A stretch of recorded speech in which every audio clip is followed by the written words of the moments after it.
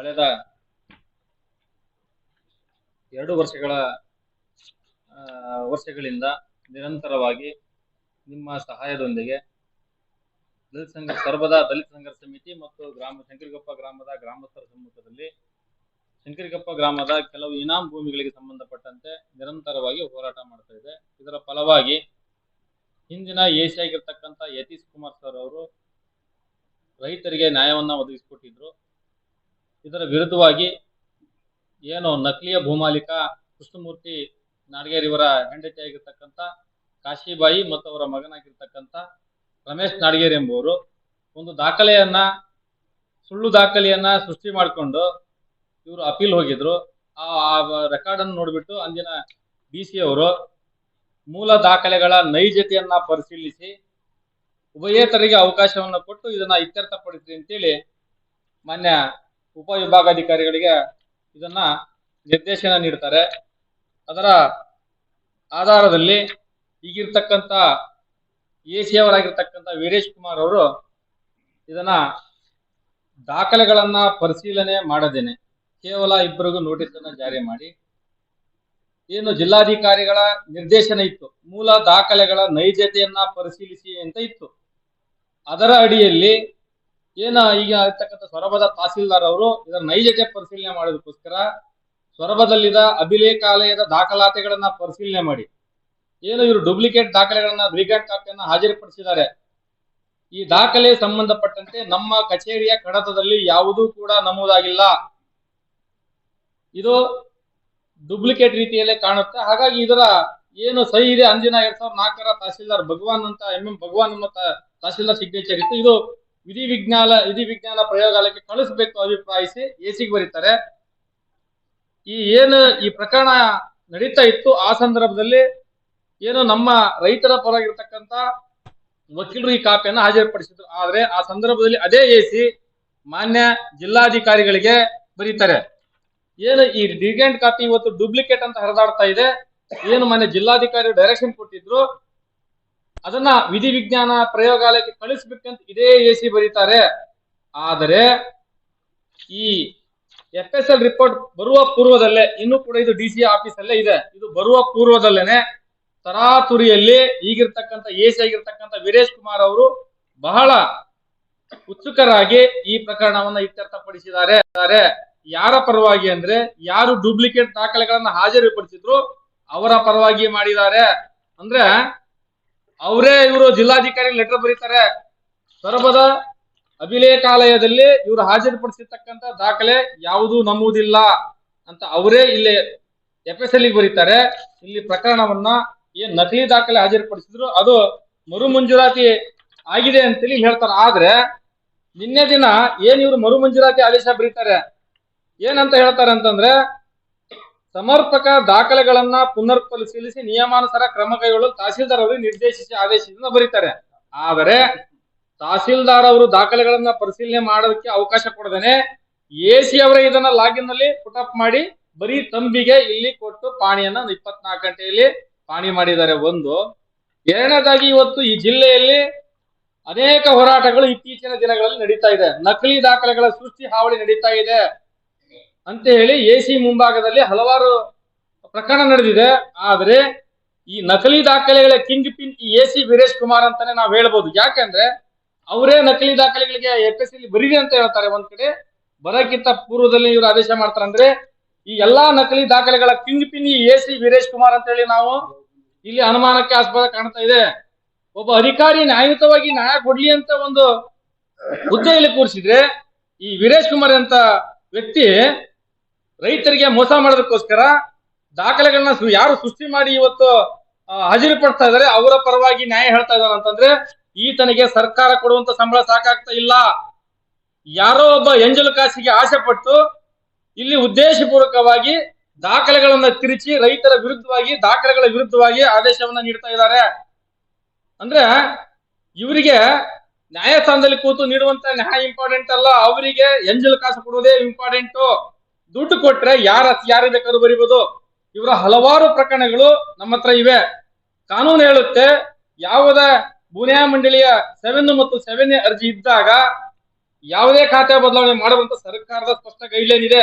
ಆದ್ರೆ ಇದೇ ಎಸಿ ಬಂದಿದ್ದಾನೆ, ಆ ಅರ್ಜಿ ಇದ್ರೂ ಕೂಡ ಖಾತೆ ಬದಲಾವಣೆ ಮಾಡ್ರಿ ಅಂತ ಆದೇಶ ಮಾಡಿರ್ತಕ್ಕಂಥ ಹಲವಾರು ಪ್ರಕರಣದ ಆದೇಶಗಳು ನಮ್ಮ ಹತ್ರ ಇವೆ. ಅಂದ್ರೆ ಈ ವೀರೇಶ್ ಕುಮಾರ್ ಅಂತಕ್ಕಂಥ ಏನ್ ಈ ಲಂಚಕೋರ ಭ್ರಷ್ಟ ಅಧಿಕಾರಿ ಈ ವೀರೇಶ್ ಕುಮಾರ್ ಇದ್ದಾನೆ, ಇವರಿಗೆ ಬಹಳ ದುಡ್ಡು, ಇವರು ದುಡ್ಡಿಲ್ಲ ಯಾವ ಕೆಲಸನೂ ಮಾಡ್ತಾ ಇಲ್ಲ.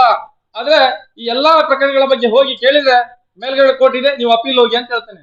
ಅಲ್ಲಪ್ಪ, ನೀನೇ ಸುಪ್ರೀಂ ಕೋರ್ಟ್ ಮುಖ್ಯ ನ್ಯಾಯಮೂರ್ತಿ, ನೀನೇ ಫೈನಲ್ ಅಲ್ಲ. ನಿನ್ನ ಮೇಲೆ DC ಕೋರ್ಟ್ ಇದೆ, ಹೈಕೋರ್ಟ್ ಇದೆ, ಸಿವಿಲ್ ನ್ಯಾಯಗಳಿವೆ, ಸುಪ್ರೀಂ ಕೋರ್ಟ್ ಇವೆ.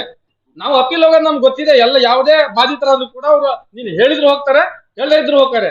ಆದರೆ ನೀನು ತೀರ್ಮಾನ ಕೊಟ್ಟ ನಂತರದಲ್ಲಿ ಏನ್ ಇವತ್ತು ಅವ್ರು ಕೊಡ್ತಕ್ಕಂಥ ಸಗಣಿ ಇಸ್ಕೊಂಡ್ಬಿಟ್ಟು ನೀನ್ ತೀರ್ಮಾನ ಮಾಡ್ತಾ ಇದೆಯಲ್ಲ, ಮೇಲ್ಗಡೆ ಕೋರ್ಟ್ ಅಲ್ಲಿ ಹೋಗ್ಬಿಟ್ಟು ನೀನ್ ತೀರ್ಮಾನ ಮಾಡ್ತಾ ಇದೆಯಲ್ಲ, ಮೇಲ್ಗಡೆ ಕೋರ್ಟ್ ಅಲ್ಲಿ ಹೋಗಿ ಈ ತೀರ್ಪು ವಜಾ ಆದಾಗ ಆ ಕೊಟ್ಟಿರ್ತಕ್ಕಂಥ ದುಡ್ಡು ಹೋಗುತ್ತೆ, ಅವ್ರು ನ್ಯಾಯನೂ ಹೋಗುತ್ತೆ. ಅಂದ್ರೆ ನೀನು ಒಂದಿಷ್ಟು ಜನರು ಹಾಳು ಮಾಡಕ್ಕೋಸ್ಕರ ಈ AC ಕಚೇರಿ ಕೂತ್ಕೊಂಡಿದ್ಯಾ? ನಿನ್ಗೆ ಬೇರೆ ಮಾಡಕ್ ಕೆಲಸ ಇಲ್ವಾ? ನಿಂಗೆ ಅಷ್ಟು ದುಡ್ಡಿನ ಮೇಲೆ ವ್ಯಾಮೋಹ ಇದ್ರೆ ನೀನ್ ಅದ್ರ ರಾಜೀನಾಮೆ ಕೊಟ್ಟು ಯಾವಂದರ ಮೇಲೆ ಜೀತ ಕೆಲಸ ಮಾಡು, ದುಡಿ, ಗುತ್ತಿಗೆ ಹಿಡ್ಕೊಂಡೆಲ್ಲ ಎಲ್ಲಾ ಕೆಲಸ ನೀನೇ ಮಾಡಿದ್ರೆ ನಿನ್ಗೆ ಯಾಕೆ ಬೇಕಾಗುತ್ತೆ? ನೀನು ನಿಯತ್ತಾಗಿದ್ರೆ ನೀನು ನಾವ್ ಹೇಳ್ತಕ್ಕಂತ ಒಂದು 5ರಿಂದ 10 ಪ್ರಕರಣಗಳ ಆದೇಶ ಪ್ರತಿ ಹಿಡ್ಕೊಂಡು ನಾವು ಬರ್ತೀವಿ, ಬಹಿರಂಗ ಚರ್ಚೆಗೆ ಬರ್ತೀವಿ. ಇಲ್ಲ ಜಿಲ್ಲಾಧಿಕಾರಿ ಕಚೇರಿಗೆ ನೀನು ಬಾ, ನಾವು ಬರ್ತೀವಿ ಆದೇಶ ಪ್ರತಿ ಹಿಡ್ಕೊಂಡು ದಾಖಲೆ ಹಿಡ್ಕೊಂಡ್ಬಿಟ್ಟು ನಾನು ಸರಿ ಇದೆ ಅಂತ ನೀನ್ ಸಾಬೀತುಪಡಿಸು ನೋಡೋಣ. ಒಂದು 5 ಪ್ರಕರಣ ಅಂದ್ರೆ ಒಂದು 5 ಪ್ರಕರಣ ತರ್ತೀವಿ ಅಂತ ಇಷ್ಟ, ಬಾಕಿವೆಲ್ಲ ಸರಿ ಇದ್ದೇವೆ, 5 ಮಾತ್ರ ನಾನು ವಿರುದ್ಧ ಕೊಟ್ಟೇನಿ ಅಂತಲ್ಲ. ನಾವೊಂದು ಅನ್ನಕ್ಕಿಟ್ಟಾಗ ಒಂದು 2-3 ಅಕ್ಕಿ ಅಗಳನ್ನ ಹಬ್ಬತ್ ನೋಡ್ತೀವಿ ಬೆಂದಿದೆ ಇಲ್ಲ ಅಂತೇಳಿ, ಅದ್ರ ಮೇಲೆ ತೀರ್ಮಾನ ಮಾಡ್ತೀವಿ. ಹಾಗೆ ನಿನ್ನ ಅವಧಿ ಎಲ್ಲಾ ತೀರ್ಪುಗಳನ್ನ ಸ್ಯಾಂಪಲ್ ಆಗಿ ಒಂದು 5ರಿಂದ 10 ಪ್ರಕರಣ ತಗೊಂಡ್ ಬರ್ತೀವಿ, ನೀನೆಲ್ಲಾ ಇಂಥ ಸಗಣಿಕಿಂದ ಕೆಲಸ ಮಾಡಿ ಅಂತ ಸ್ಪಷ್ಟವಾಗಿ ಹೇಳ್ತಾ ಇದ್ದೀವಿ. ಅಂದ್ರೆ ಮೊನ್ನೆ ವೀರೇಶ್ ಕುಮಾರ್ AC ಅವ್ರೆ, ಮೋಸ್ಟ್ಲಿ ಇವತ್ತು ನಾಳೆ ನಿಮ್ ಭಾವನ ಮದುವೆ ಇರಬೇಕು. ಹಾಗಾಗಿ ಈ FSL ರಿಪೋರ್ಟ್ ಬರೋಕ್ಕಿಂತ ಪೂರ್ವದಲ್ಲೇ ಈ ಭೂಮಾಲೀಕರ ನಕಲಿ ಭೂಮಾಲೀಕ ಇದಾರಲ್ಲ, ಇನಾಮುದಾರ, ಇವ್ರ ಹತ್ರ ದುಡ್ಡು ಇಸ್ಕೊಂಡು ನಿಮ್ ಭಾವನಿಗೆ ಉಡುಗೊರೆ ಕೊಡ್ಲಿಕ್ಕೆ ದುಡ್ಡು ಬೇಕಿತ್ತ ನಿನಗೆ? ನಿನ್ನ ಮನೆ ಉಡುಗೊರೆ ಕೊಡ್ಲಿಕ್ಕೆ ಯಾವಂದ ಹೊಟ್ಟೆ ಮೇಲೆ ಹೊಡೆದು ಈ ಬೇನಾಮಿ ಹಣ ತಗೊಂಡ್ಬಂದ್ಬಿಟ್ಟು ನೀನು ಈ ರೀತಿ ಮೋಸ ಮಾಡ್ತೀನಿ, ನಿಂಗೆ ನಾಚಿಕೆ ಮಾನ ಮರ್ಯಾದೆ ಇಲ್ವಾ?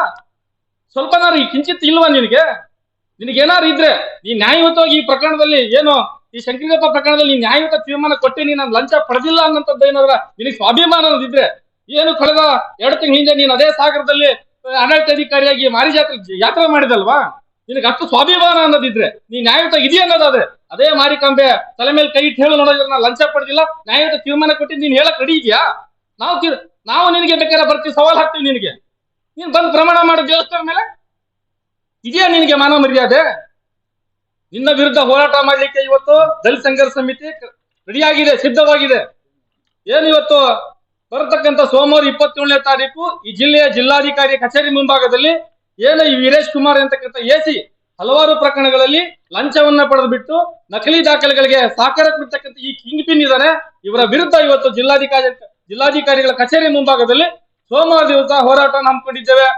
ದಲಿತ ಸಂಘರ್ಷ ಸಮಿತಿ ಮುಖಂಡತ್ವದಲ್ಲಿ ಯಾರು ಸೊರಬ, ಸಾಗರ, ಹೊಸನಗರ, ಶಿಕಾರಿಪುರ ಈ ತಾಲೂಕಿನ ವ್ಯಾಪ್ತಿಗಳಲ್ಲಿ ಯಾರು ನೊಂದಿದ್ದೀರಿ, ಯಾರು ಬಾಧಿತರಿದ್ದೀರಿ, ದಯಮಾಡಿ ಎಲ್ಲ ಈ ನೊಂದವರು ಎಲ್ಲ ಒಟ್ಟಾಗಿ ಈ ಪ್ರತಿಭಟನೆಗೆ ತಾವು ಹಾಜರಾಗಬೇಕು, ಯಶಸ್ವಿಗೊಳಿಸಬೇಕು ಅಂತೇಳಿ ನಾವು ಮತ್ತೊಮ್ಮೆ ನೊಂದವರಲ್ಲಿ ಕೇಳ್ಕೊಳ್ತಾ ಇದ್ದೀವಿ. ಮತ್ತೆ ಏನು ಈ FSLಗೆ ಸಂಬಂಧಪಟ್ಟಂತೆ ನಾವು ಕಳೆದ 13ನೇ ತಾರೀಕು ಎಲ್ಲರೂ ಹೋಗಿದ್ವಿ, ಕೇಳಿದಾಗ ಇಲ್ಲ ಜಿಲ್ಲಾಧಿಕಾರಿ ಅವರ ಡೈರೆಕ್ಷನ್ ಇದೆ, ಮೂಲ ದಾಖಲೆಗಳ ಪರಿಶೀಲನೆ ಮಾಡ್ಬೇಕಂತ ಇದೆ, ಹಾಗಾಗಿ ನಾನು FSL ವರದಿ ಬರೋರು ತೀರ್ಮಾನ ಕೊಡಲ್ಲ ಅಂತಕ್ಕಂಥ ಮಾತನ್ನ ಹೇಳಿ ಹೋರಾಟ ಮಾಡ್ಲಿಕ್ಕೆ ಇವತ್ತು ದಲಿತ ಸಂಘರ್ಷ ಸಮಿತಿ ರೆಡಿಯಾಗಿದೆ, ಸಿದ್ಧವಾಗಿದೆ. ಏನು ಇವತ್ತು ಬರತಕ್ಕಂತ ಸೋಮವಾರ 27ನೇ ತಾರೀಕು ಈ ಜಿಲ್ಲೆಯ ಜಿಲ್ಲಾಧಿಕಾರಿ ಕಚೇರಿ ಮುಂಭಾಗದಲ್ಲಿ ಏನು ಈ ವೀರೇಶ್ ಕುಮಾರ್ ಅಂತಕ್ಕಂಥ AC ಹಲವಾರು ಪ್ರಕರಣಗಳಲ್ಲಿ ಲಂಚವನ್ನ ಪಡೆದು ನಕಲಿ ದಾಖಲೆಗಳಿಗೆ ಸಹಕಾರ ಕೊಡ್ತಕ್ಕಂಥ ಈ ಕಿಂಗ್ ಪಿನ್ ಇದ್ದಾನೆ, ಇವರ ವಿರುದ್ಧ ಇವತ್ತು ಜಿಲ್ಲಾಧಿಕಾರಿಗಳ ಕಚೇರಿ ಮುಂಭಾಗದಲ್ಲಿ ಸೋಮವಾರ ದಿವಸ ಹೋರಾಟ ಹಮ್ಮಿಕೊಂಡಿದ್ದೇವೆ. ದಲಿತ ಸಂಘರ್ಷ ಸಮಿತಿ ಮುಖಂಡತ್ವದಲ್ಲಿ ಯಾರು ಸೊರಬ, ಸಾಗರ, ಹೊಸನಗರ, ಶಿಕಾರಿಪುರ ಈ ತಾಲೂಕಿನ ವ್ಯಾಪ್ತಿಗಳಲ್ಲಿ ಯಾರು ನೊಂದಿದ್ದೀರಿ, ಯಾರು ಬಾಧಿತರಿದ್ದೀರಿ, ದಯಮಾಡಿ ಎಲ್ಲ ಈ ನೊಂದವರು ಎಲ್ಲ ಒಟ್ಟಾಗಿ ಈ ಪ್ರತಿಭಟನೆಗೆ ತಾವು ಹಾಜರಾಗಬೇಕು, ಯಶಸ್ವಿಗೊಳಿಸಬೇಕು ಅಂತೇಳಿ ನಾವು ಮತ್ತೊಮ್ಮೆ ನೊಂದವರಲ್ಲಿ ಕೇಳ್ಕೊಳ್ತಾ ಇದ್ದೀವಿ. ಮತ್ತೆ ಏನು ಈ FSLಗೆ ಸಂಬಂಧಪಟ್ಟಂತೆ ನಾವು ಕಳೆದ 13ನೇ ತಾರೀಕು ಎಲ್ಲರೂ ಹೋಗಿದ್ವಿ, ಕೇಳಿದಾಗ ಇಲ್ಲ ಜಿಲ್ಲಾಧಿಕಾರಿ ಅವರ ಡೈರೆಕ್ಷನ್ ಇದೆ, ಮೂಲ ದಾಖಲೆಗಳ ಪರಿಶೀಲನೆ ಮಾಡ್ಬೇಕಂತ ಇದೆ, ಹಾಗಾಗಿ ನಾನು FSL ವರದಿ ಬರೋರು ತೀರ್ಮಾನ ಕೊಡಲ್ಲ ಅಂತಕ್ಕಂಥ ಮಾತನ್ನ ಹೇಳಿ ಕಳೆದ 3-4 ದಿನದಲ್ಲಿ ಹಳೆ ಡೇಟಿಗೆ ಆದೇಶವನ್ನ ಮಾಡ್ಕೊಂಡ್ಬಿಟ್ಟು 24 ಗಂಟೆಯಲ್ಲಿ ಪಾಣಿ ಏರಿಸಿದ್ದಾರೆ. ನಿನ್ನೆ ದಿನ ಕಚೇರಿ ವಿಚಾರ ಮಾಡಿದ್ರೆ ಇವ್ರು ಎಸಿಗೆ ಡೈರೆಕ್ಷನ್ ಕೊಡ್ತಾರೆ. ಆದ್ರೆ ಎಲ್ಲ ಅವರೇ ಲಾಗಿನ್ ಫೀಲ್ಡ್ ಮಾಡಿ ಎಸಿ ಆಫೀಸ್ ತಹಸೀಲ್ದಾರ್ ಬರೀ ತಮ್ಮಿಗೆ ಮಾತ್ರ ಅವಕಾಶ ಕೊಟ್ಟು ಇವನೇ ಮಾಡಿದಾನೆಲ್ಲ. ಅಂದ್ರೆ ಎಲ್ಲ ಹೋಲ್ಸೇಲ್ ಗುತ್ತಿಗೆ ಒಂದು ದುಡ್ಡು ದುಡ್ಡು ದುಡ್ಡು ದುಡ್ಡು. ಇವನು ಯಾವಂದಾರ ಬಡವ್ರ ಮನೆ ಮುರಿದು ಇವನು ಐಷಾರಾಮಿ ಜೀವನ ಮಾಡೋದು. ಇಂಥ ಒಂದು ಪ್ರಕರಣ ಈ ಜಿಲ್ಲೆಯ ಸಾಗರ ಉಪವಿಭಾಗಾಧಿಕಾರಿಗಳ ಈ ಏನು ವೀರೇಶ್ ಕುಮಾರ್ ಇದಾರೆ, ಇವರು ಈ ರೀತಿಯ ದಂಧೆಯನ್ನ ಮಾಡ್ತಾ ಇದ್ದಾರೆ. ಇದು ಸಾರ್ವಜನಿಕ ಗೊತ್ತಾಗಬೇಕು. ಇವರ ವಿರುದ್ಧ ಇವತ್ತು ನಾವು ಸರ್ಕಾರಕ್ಕೆ ಮನವಿ ಮಾಡಿದ್ದೇವೆ. ಏನು ಈ ವೀರೇಶ್ ಕುಮಾರ್ ಇದ್ದಾರೆ, ಈ ಭ್ರಷ್ಟ ಲಂಚಕೋರ ಈ ವೀರೇಶ್ ಕುಮಾರ್ ಎಸಿ ಇದ್ದಾರೆ, ಇವರ ಅವಧಿಯ ಎಲ್ಲಾ ಪ್ರಕರಣಗಳು ಕೂಡ ತನಿಖೆ ಆಗ್ಬೇಕು. ಇವರು ಬಂದಾಗಿಂದ ಹಿಡಿದು ಇಲ್ಲಿ ಅವ್ರಿಗೆ ಎಷ್ಟು ತೀರ್ಪನ್ನ ಕೊಟ್ಟಿದ್ದಾರೆ, ಎಲ್ಲಾ ತೀರ್ಪನ್ನ ಸರ್ಕಾರ ಒಂದು ಕಮಿಟಿಯನ್ನ ಮಾಡಿಬಿಟ್ಟು, ಏನು RCA ಸಮ್ಮುಖದಲ್ಲಿ ಒಂದು ಕಮಿಟಿಯನ್ನ ಮಾಡಿಬಿಟ್ಟು ಇವ್ರು ನೀಡಿರ್ತಕ್ಕಂಥ ಎಲ್ಲಾ ಪ್ರಕರಣ ತನಿಖೆ ಮಾಡಬೇಕು. ಇವ್ರ ಮೇಲೆ ಸೂಕ್ತ ಕಾನೂನು ಕ್ರಮ ಕೈಗೊಳ್ಬೇಕು ಅಂತ ಹೇಳ್ತಾ, ಮತ್ತೊಮ್ಮೆ ಏನಪ್ಪಾ ಅಂತಂದ್ರೆ ನಾವು ಕಾನೂನು ಹೋರಾಟಕ್ಕೆ ಒಂದು ಕಡೆ ಸಿದ್ಧರಾಗಿದ್ದೇವೆ. ಇವರ ವಿರುದ್ಧ ಸಂಬಂಧಪಟ್ಟಂತ ನ್ಯಾಯಾಲಯದಲ್ಲಿ ವೈಯಕ್ತಿಕವಾಗಿ ಕೇಸನ್ನ ಹಾಕ್ಬಿಟ್ಟು ತನಿಖೆಗೆ ಡೈರೆಕ್ಷನ್ ಕೊಡಿಸ್ತೇವೆ. ಹಾಗೇನೆ ಮತ್ತೆ ಸರ್ಕಾರ ಕೂಡ ಈ ಮೂಲಕ ಒತ್ತಡವನ್ನ